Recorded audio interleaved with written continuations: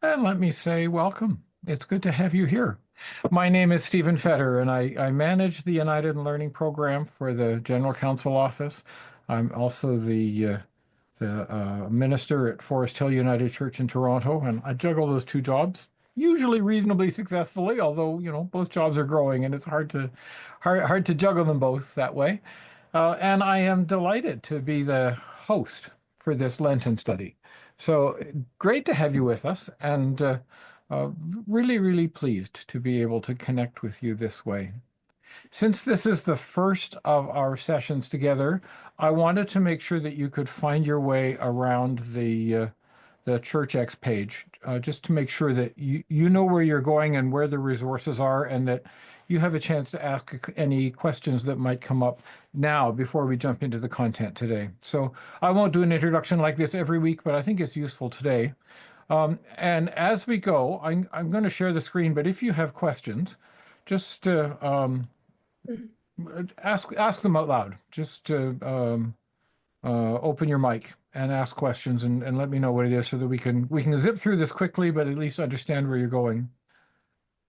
I'm presuming that you have all managed to find this page at ChurchX. So if you log in at ChurchX and go to your dashboard, you would follow the link with the picture on it for our program. Or if you use the link that we're sending out in the reminder, it should take you straight here. So I just wanted to show you a little bit about what we've set up for you. Excuse me. I'll turn off edit mode so you don't have to see that. So just some very basic information about the program here. Over here on this side, there's a bit of a table of contents, and if that's in the way, you can close it, or you can click this funny looking little icon here and open it again. And that might help you jump through the page a little more quickly if you ever need to. I put some information about how to use these resources if you've got a study group, and that's, I think, going to be particularly important for people who are not joining us live on Tuesdays, but who are going to pick up this information and use it at another time. So that's my hope anyway, that you'll find all the resources you need so that you could use any of this and dabble in it with a study group or even on your own at other times and not just live. And then you can always find the link for our Zoom meeting here here in our time together. Just click the button and follow the links. And then each week, I'm going to post a bunch of resources. So we'll always give you the reading. So this is a copy of the reading that we're going to look at. And as I've been trying to say to people, no need to buy the book if all you want to do is look at the 6 readings that we're going to talk about together. I'll give you a copy of each of those readings. I think the book is great. And if you want all the other readings as well, by all means, buy the book. And as we were saying before we turned the recording on, the paper copy is sold out, but the EPUB is still available. And I recommend it. It's a great book. And it's a book that you could use forever. It's not limited. It doesn't expire on Easter. I could imagine some of these reflections being used in a board meeting or in a UCW meeting or something like that. I mean, they're such lovely short little pieces that can spark some discussion if you want to, or just set the tone for a meeting.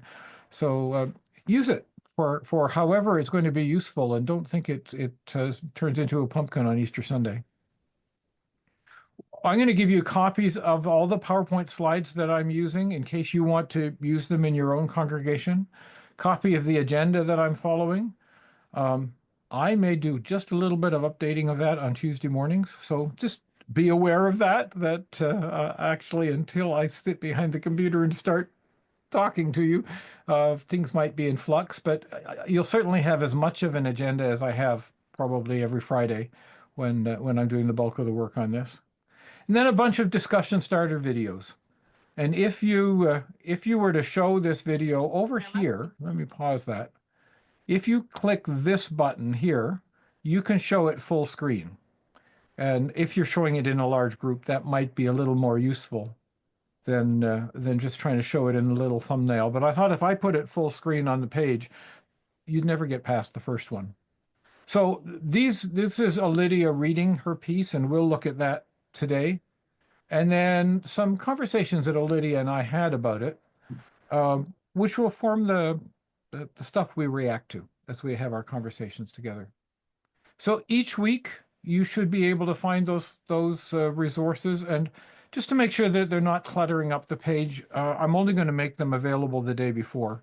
I've actually uploaded a few of these already, but you can't see them yet. So they will appear on the course page the day before we meet each week, each Monday.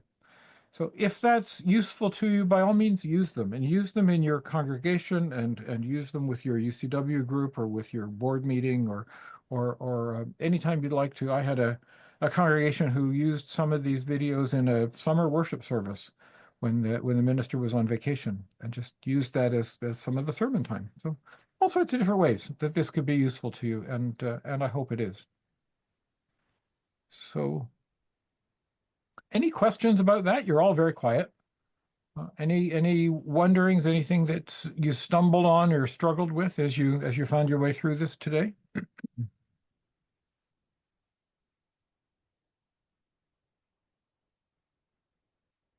Well, I'm going to take that as a no. The other thing I wanted to mention is that we have a chat, and we're going to use the chat quite a bit today for our discussion groups. So if you're in a group of people gathered together in one site, you might want to have somebody sitting at the computer who can kind of be the scribe for the group, and they can say, type this or type that, and then you can type some of those things in. Um, there'll be some points in our time together when we go into small groups, and at that point, if you're in a group the way Christine's group is, don't go into a small group. Just stay here and have be your own small group. The small group times in the Zoom small groups really are for individuals who don't have three other people sitting beside them in the room. But one way or another, we're going to have a lot of conversation in our hour together, and if you're in a group with other people in the room, have the conversation with them. If you're wanting to have the conversation with the rest of us, having a scribe at your computer is probably the most efficient way to go. Gail is asking if there's going to be more copies of the book printed. I don't know. I will ask for next week, okay? Um, I know there was some talk about it, but I'm not sure what the answer was and whether they've made a decision yet. It's it's not cheap, and so they need to decide kind of ahead of time how many they want to print, and how many more they think they could sell, and um, it's an important question. Anyway, I will ask the folks at the bookstore and let you know for next time we meet. Good question. Other questions? Last thing I wanted to say um as we move from sort of the preliminaries into our content together is that we will be spending some time talking about the stuff we read. And there'll be some time in small groups where you're talking only with a handful of other participants on this meeting, and I won't be there. So I just wanted to say a word about confidentiality.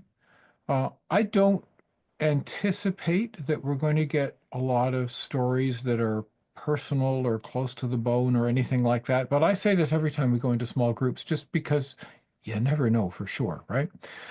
Um, we want to respect the folks we're with. And for me, that means sharing the learnings, but not their stories. Remembering that if an individual shares a story, it's their story, and they're the only ones who are allowed to tell it. But there may well be learnings that come out of the small group that absolutely you want to share, and that's important. So I invite you, as you're chatting with each other, be a little aware of the stories you're telling from yourself, but be even more aware that we want to be respectful of the stories we hear, and share only the learnings and not the stories. I hope you're comfortable with that. And if you have concerns or thoughts about that, by all means, add those to the chat too. So I'd like to mark a transition, and I'm going to do this every time we gather. I have this candle that sits over my shoulder, and I use it for the online worship services in my congregation. And I thought we should light it at the beginning of our sessions too. And just take a moment to pause, to ground ourselves, to remember why we came, to remember this season of Lent, and what it's for, and why we carve out 6 weeks in preparation for the holiest day of the year, to reflect and to wonder, to deepen our spirituality and our connection with God. And so we'll light our candle and invite God to be here with us. And if you have a candle there, I invite you to light yours there as I light mine here. And we will give thanks for the God who connects us, the light that joins us and that warms us and that inspires us, that draws us to beauty and to wonder and to hope. The light that speaks to us in music, and that reminds us that we are not alone. Thanks be to God. I also want to take a moment to acknowledge the territory on which we're gathering. And each of us is gathering in different territory. So perhaps as I tell you about where I'm sitting, you could put in the chat the place where you're sitting and the treaties that mind you. I am sitting today in the town of Aurora, which is about 45 minutes or an hour north of Toronto. We are on Anishinaabe lands, traditional treaty territory of the Chippewas of Georgiana Island, and many other nations whose presence here continues to this day. The Chippewas of Georgiana Island have a special relationship with the land and the waters of this territory. They are the water protectors and environmental stewards of these lands. And I acknowledge also that Aurora is part of the treaty lands of the Mississaugas and the Chippewas, recognized through Treaty 13 and the Williams Treaties of 1923.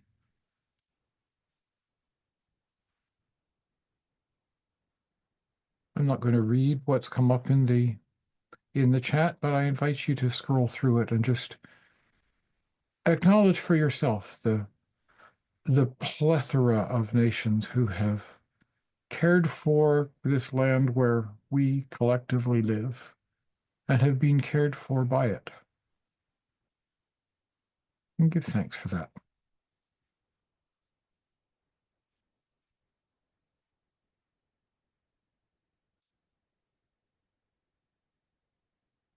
Also want to share with you a video that's coming out of that's going to be available in our new hymn resource, Then Let Us Sing. Each week I want to open our time together with some music. And here is one which will be available for you to use in your congregation if you wish when the time comes. Teach me, God, to wonder. Feel free to sing along if you wish. Just keep your mic closed so we stay in sync.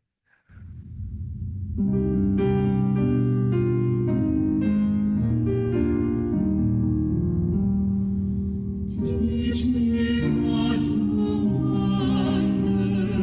Teach me, God, to sing. Let your will of you take caption me. Praise to you be given, love for you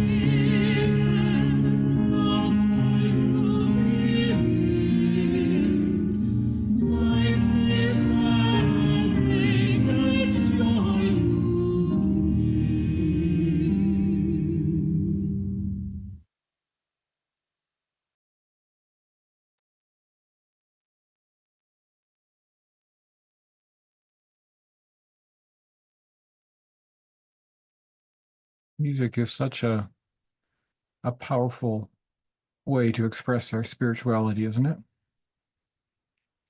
Look at this quote from the introduction to the book. As a people, we've always known music to be a powerful formational tool. Through the church's history, theologians, including Augustine, Luther, Calvin, and Barth, have identified music as an important and potentially dangerous and powerful spiritual tool. We know this. We know that music can often articulate who we are, what we believe, and what we aspire to become as individuals and communities.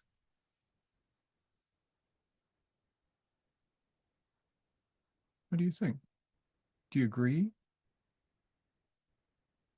Add some comments on that quote into the chat. In what ways do you think of music as an important and maybe dangerous spiritual tool?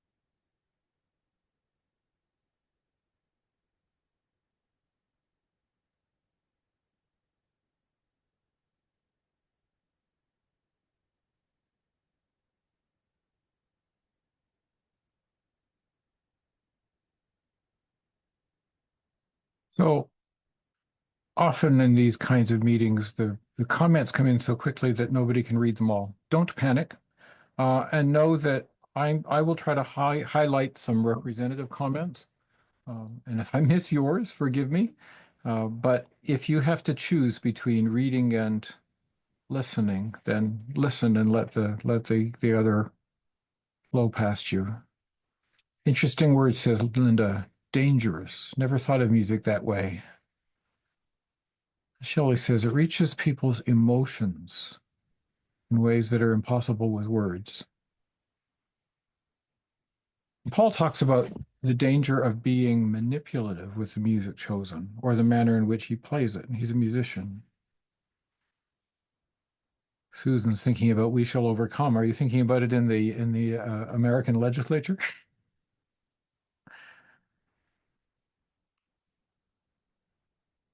Reaches into our hearts, and the words resonates in our lives long after we've stopped singing. Protest music from the 60s and 70s.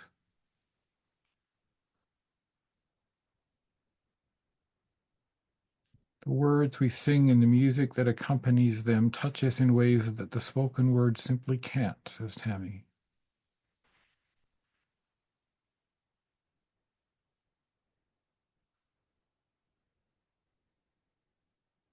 That's important.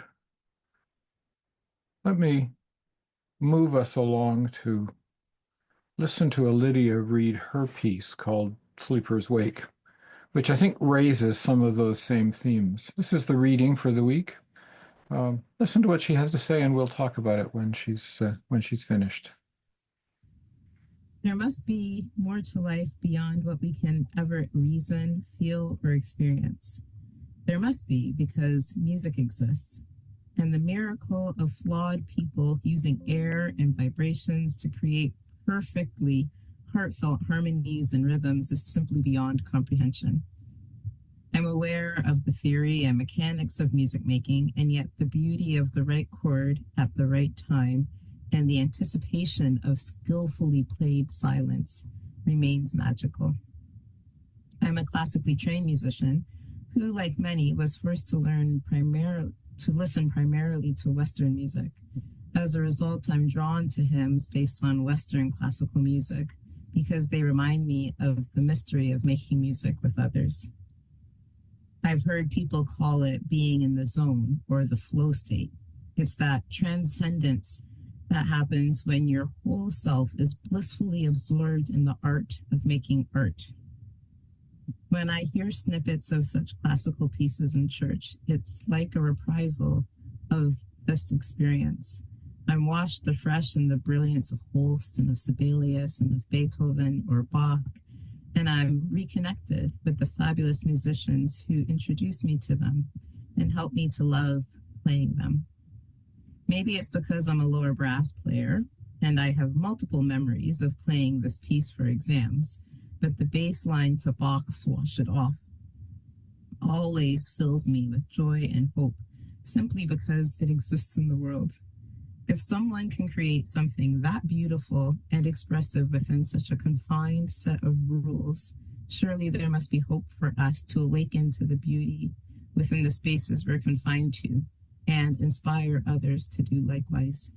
Surely we don't need much to celebrate the art of making art. One of the reasons I wanted to become a musician is one of the same reasons I felt called to ministry. I was seeking ways to provide the experience of awe and wonder and healing for others that God has provided me through music. Hmm.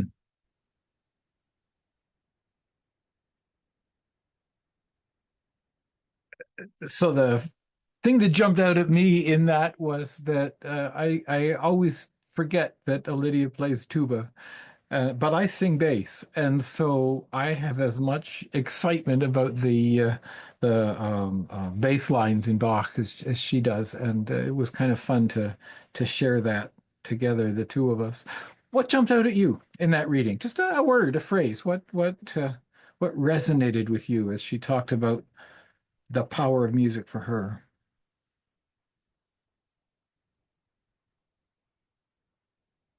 One who sings praise twice, says Beryl. That's sure true for me.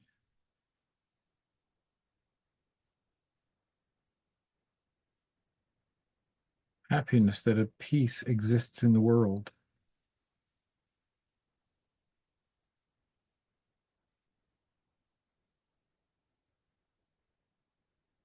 Awe, beauty, wonder, healing, transcendence, expressiveness.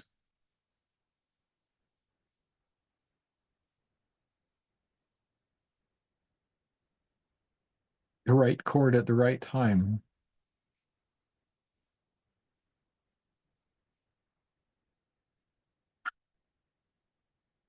So as you think about worship and other parts of your life, what creates a sense of awe and wonder and healing in you?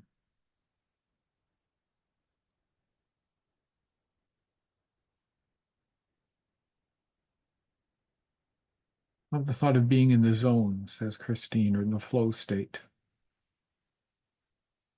We create within rules, process something special, says Catherine. Don't need much to celebrate making art, says Jan.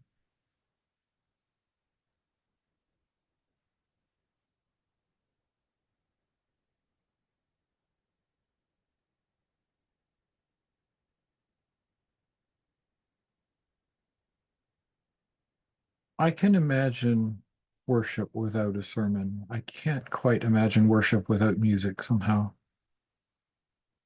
For me, it's touches touches parts of me that the words never reach.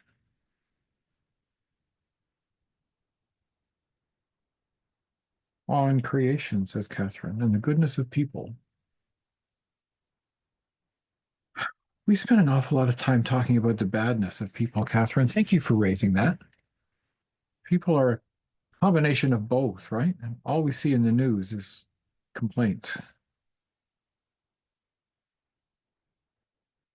Music making, says Gail, is a very cooperative endeavor. We need more of that in the world. And Linda's remembering singing at Festival 500 with Bobby McFerrin conducting.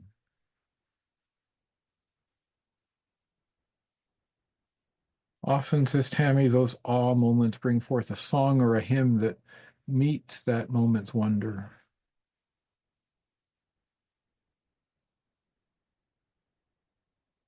Susan says music and silence.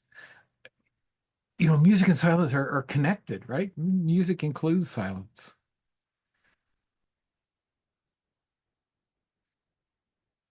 I can remember playing in orchestras where I had 37 bars rest followed by a fanfare. You had to make sure the silence was right as well as the music coming in at the right time. Oh, Paul became a worship groupie because he went to an ordination service in the Anglican Church. That's pretty cool.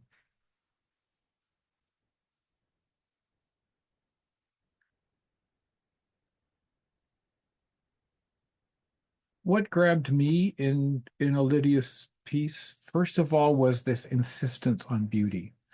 So let's start there, and I'll share with you the first portion of my interview with Alydia.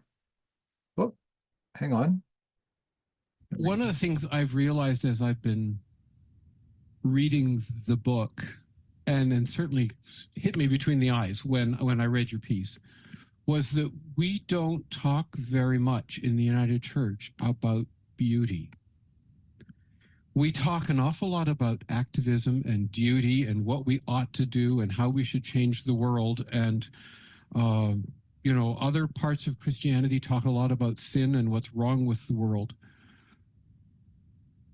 But you talk about beauty as core to your sense of God. Say a little more about that.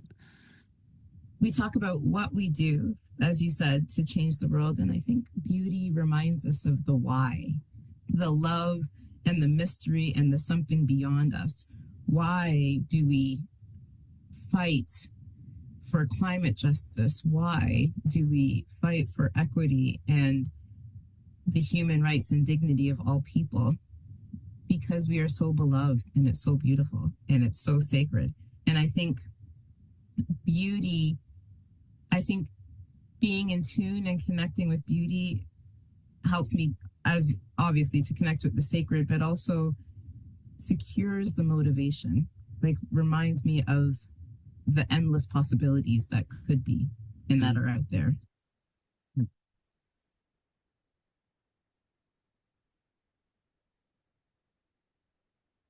Does that connect to you? How does beauty connect you to God? Is that something you think about a lot?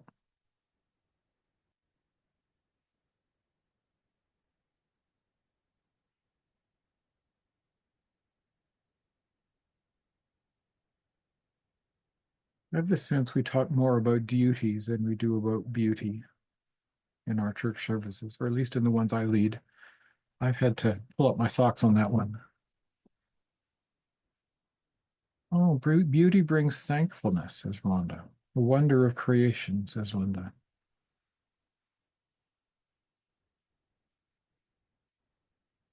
Beauty and goodness are connected, says Shelley.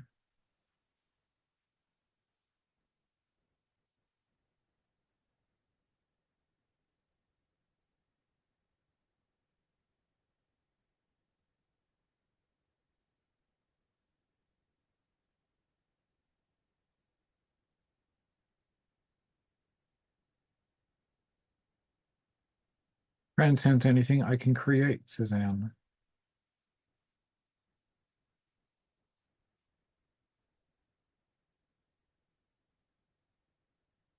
For me, it puts order into the chaos.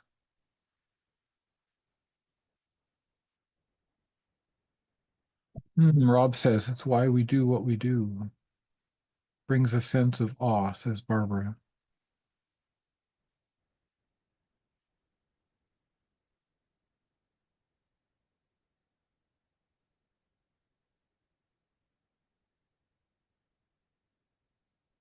I think what part of what Alydia is trying to say is that beauty is why we do all of the other things we do.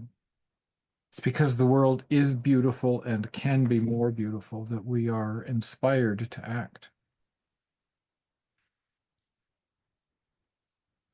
Beauty, noticing it, sharing it, pointing it out, creating it individually, collectively, be humbled by it, and before it is urgent, says Laurel. Maybe ever more than ever before. We need to magnify it. Need to see beauty in the ordinary, says Ruth, even what others see not as not beauty.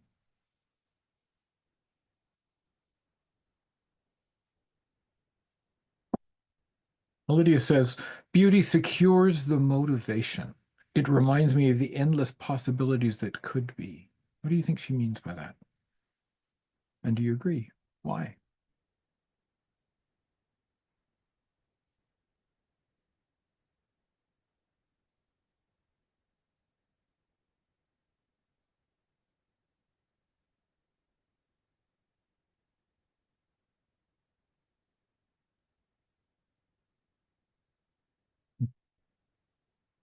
Jan agrees. 3 exclamation points.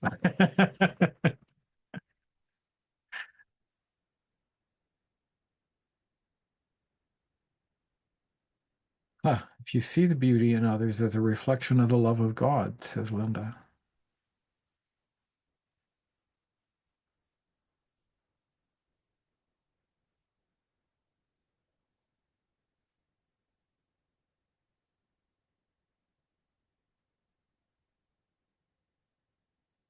I don't know whether any of you had the chance to listen to Wacht het af before we gathered today. I did send you a link from the Netherlands Bach Society. And I don't know whether you're like me, that it's that kind of Baroque music that has always put the order into the chaos for me. When I'm feeling frenzied, I go for Bach every time. Just the sort of the regularity and the majesty and the complexity of it that all works out, sets my mind at ease somehow. Not everyone makes that jump, says Shelley. Some just appreciate and walk away. Maybe we can help people make that move.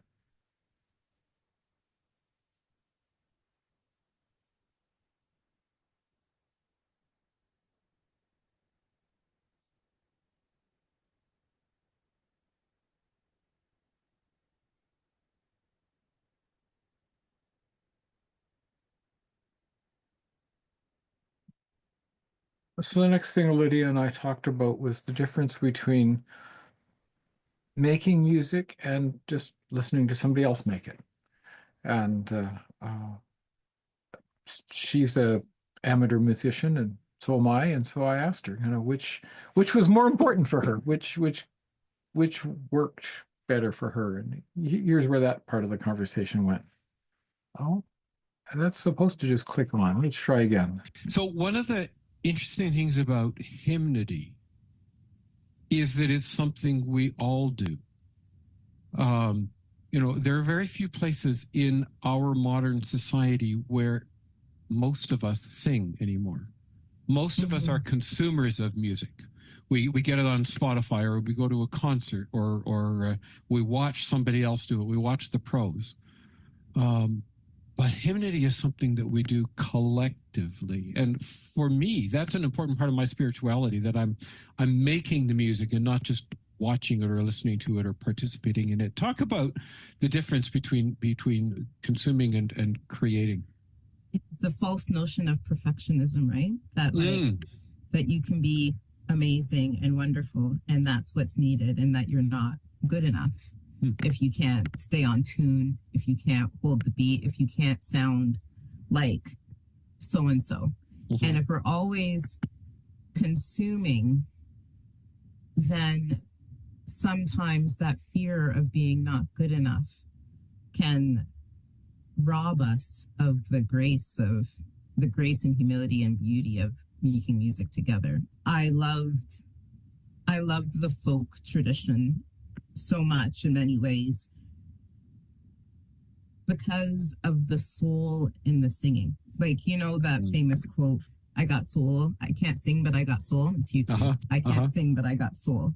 That's the point, right? Like, Bob Dylan can't sing, but he can because he has soul. And the invitation that he brings with that kind of humility in his singing allows people to enter into that singing too. So I think there's a beautiful in between. I love supporting professional musicians and I love going to the opera and I love seeing excellence at its excellence. And I know that those folks would always want people to make the music, to not shy away because they're not great or they might make a mistake. I worry about that balance because I know I have dealt with it, like the sense of fraud and, you know, not being good enough. But the making of the music is part of the art. Like, it's not just what comes out, it's what we make together. And I think that vulnerability with it, like the courage to sing when you think that you can't is so awe-inspiring and beautiful. And I would frankly prefer to hear that over the best opera singer. So my video editing skills are not great, but I think you get enough of the sense of what she's talking about there. Which connects you more to listening or making music?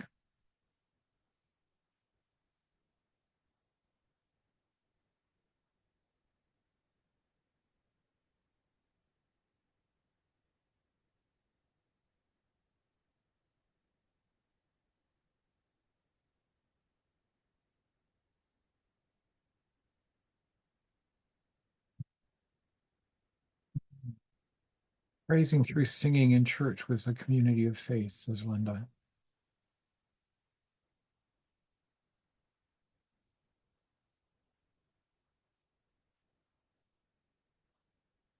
Both are great.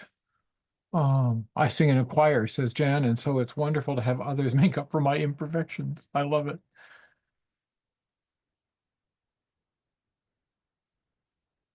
Oh, Hannah says, Ecclesiastes, there's a time to make music and a time to consume music, and I think you mean intertwine, interlap. Okay, yeah. I love, says Anne, I love connecting music to the liturgy that I'm preaching. Melinda says, even though I've been told I have a strong voice, I'm not sure if this goes good or bad. Either way, I sing.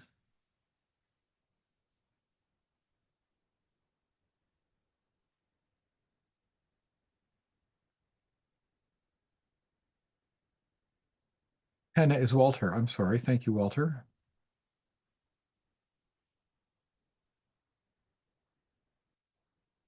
Paul says, making music often takes me to another dimension. There's a richness in connecting to others through singing and playing.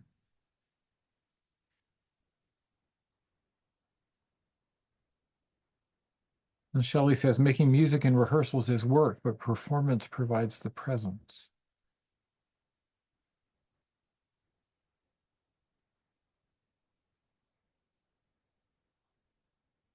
Connecting spiritually, says Tammy.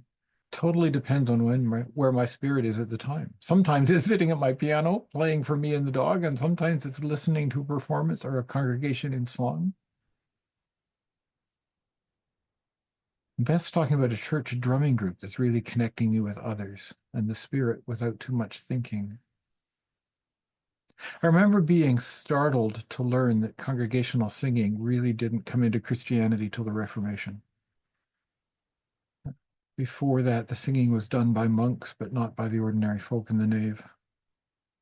I can't imagine worship without singing.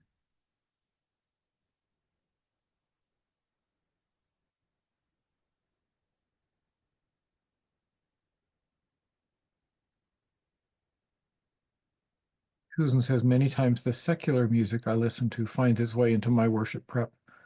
but making music is a gift, she says.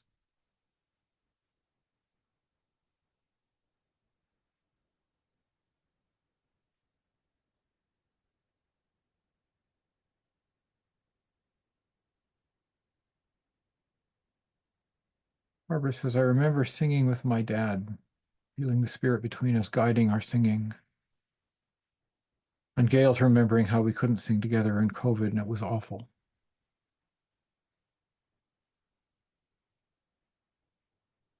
Often, if I'm doing a pastoral visit with somebody who has Alzheimer's, we can sing together long after they lose the ability to have a conversation. We sit in the hospital or in the care home and sing hymns together.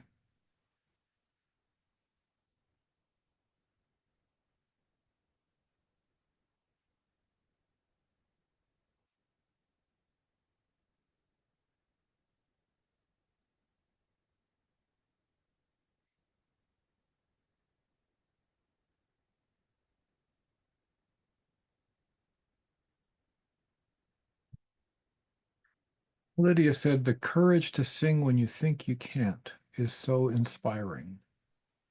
Do you agree? The courage to sing when you think you can't. Now, how could this be a metaphor for other aspects of life too?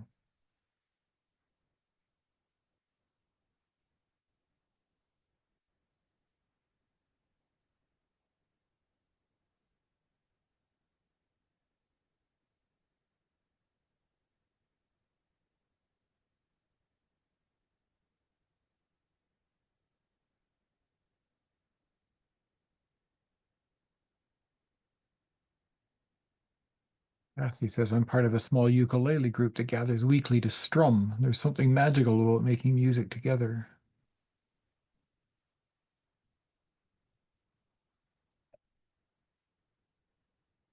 Walter's challenging me. He says music was part of the Franciscans and other traveling missionaries, and aren't there fragments of song in Christian scriptures? Absolutely there are, but having I mean, probably the Philippians one is the one that comes to mind for me as Christ emptied himself, probably an early Christian hymn. But congregational singing doesn't seem to have been part of every worship service until the Reformation. Before that, it was the prose.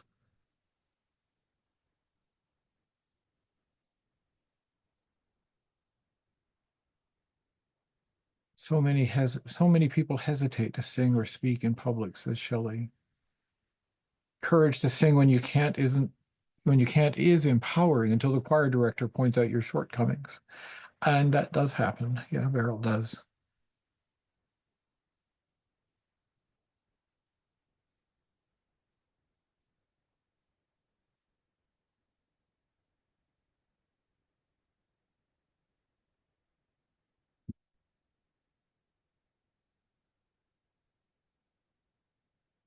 Church is one of the last places in our society where ordinary folk with ordinary skill sets are valued. We don't need pros in order to make it work. Sometimes that's a good thing and sometimes it's not. I think if I want my plumbing fixed, I don't want an amateur.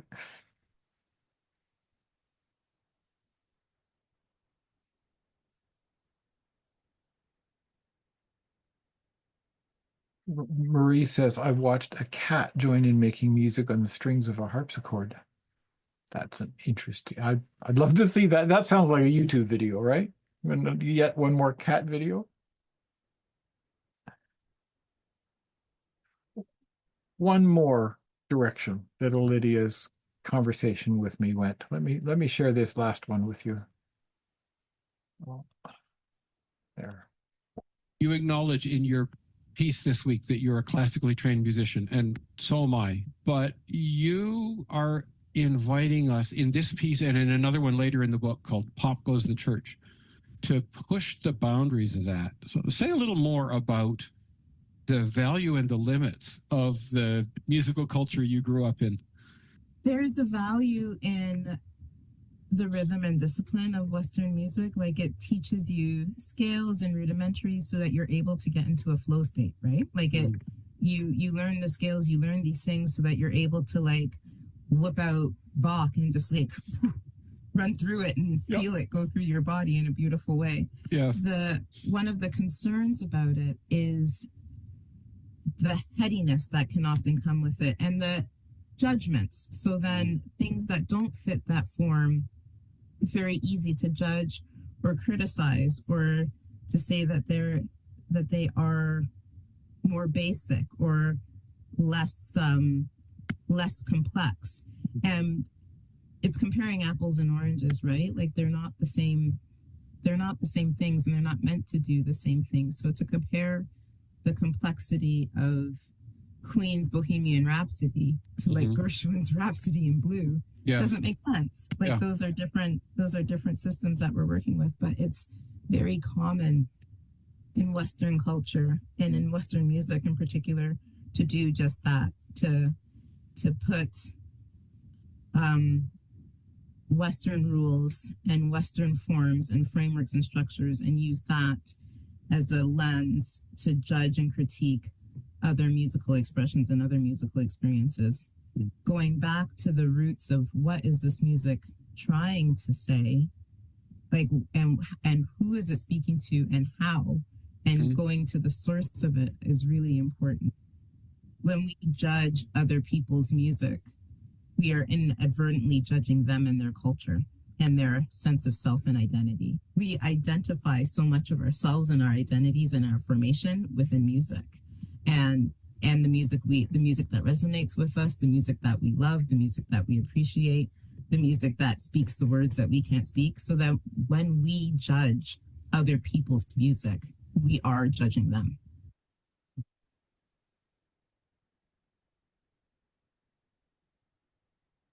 Well, there's an unfortunate place to cut the video. Sorry about that, Alydia.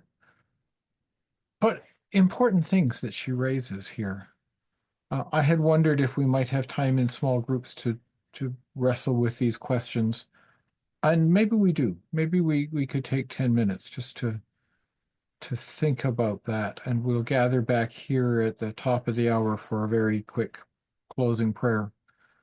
So, thinking about everything we've talked about today, let me move this over in front of me so that I'm looking at the camera too.